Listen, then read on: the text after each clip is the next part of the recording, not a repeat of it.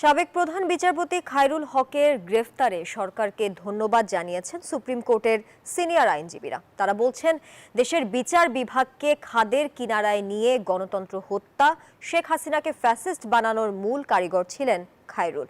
Supreme court বারের সভাপতির দাবি, এমন দৃষ্টান্তমূলক শাস্তি হওয়া উচিত যাতে ভবিষ্যতে নতুন কোনো খায়রুল হকের বিচার অঙ্গনে জন্ম না হয়।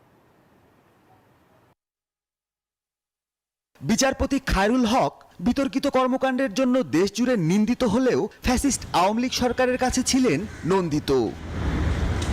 অভিযোগ আছে, বিচারকের আসনে বসে তিনি শেখ হাসিনার ক্ষমতাকে দীর্ঘস্থায়ী করার মিশনে ছিলেন। ভুক্তভোগী বিভিন্ন ব্যক্তি ও রাজনৈতিক দলের মামলায় অবশেষে বৃহস্পতিবার ধানমন্ডির বাসা থেকে গ্রেপ্তার হন আলোচিত সমালোচিত সাবেক এই প্রধান বিচারপতি। দেশের ইতিহাসে খায়রুল হকই প্রথম কোনো প্রধান বিচারপতি যাকে গ্রেপ্তার করল পুলিশ।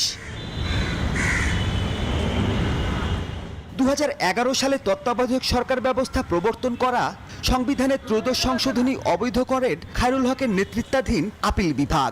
আইনজীবীরা বলছেন, ব্যক্তিগত স্বার্থ ও ষড়যন্ত্রমূলকভাবে 2 মেয়াদে তত্ত্বাবধায়ক সরকারের অধীনে নির্বাচন বিষয়ে দেয়া রায় পাল্টে দেন খায়রুল হক। আর তখন থেকে দেশে গণতান্ত্রিক ও রাজনৈতিক বান্ডেল থাকলে প্রতি সেনমানিতে টাকা বাঁচবে। বিকাশ সেনমানি বান্ডেল কিনে জিতুন প্রতি লেনদেনে। সংকট শুরু হয়, অবৈধভাবে দীর্ঘায়িত হয় ফ্যাসিস্টের শাসন। শেখ হাসিনার চেয়ে বড় আওয়ামী লীগের ছিলেন এই অবিচারক খায়রুল হক। ওপেন করে রাজ হলে একটা, রিটায়ার করার পর 16 মাস পর রাজ হলো আরেকটা। It's a fraud. তার বিচার হবে না কেন বলেন তো? সাবেক প্রধান বিচারপতি খায়রুল হকের গ্রেপ্তারে সরকারকে ধন্যবাদ জানিয়েছেন সুপ্রিম কোর্টের আইনজীবীরা। তারা বলছেন, খালেদা জিয়াকে এক কাপড়ে বাড়িছাড়া করতে বড় ভূমিকা রেখেছিলেন এই বিচারপতি।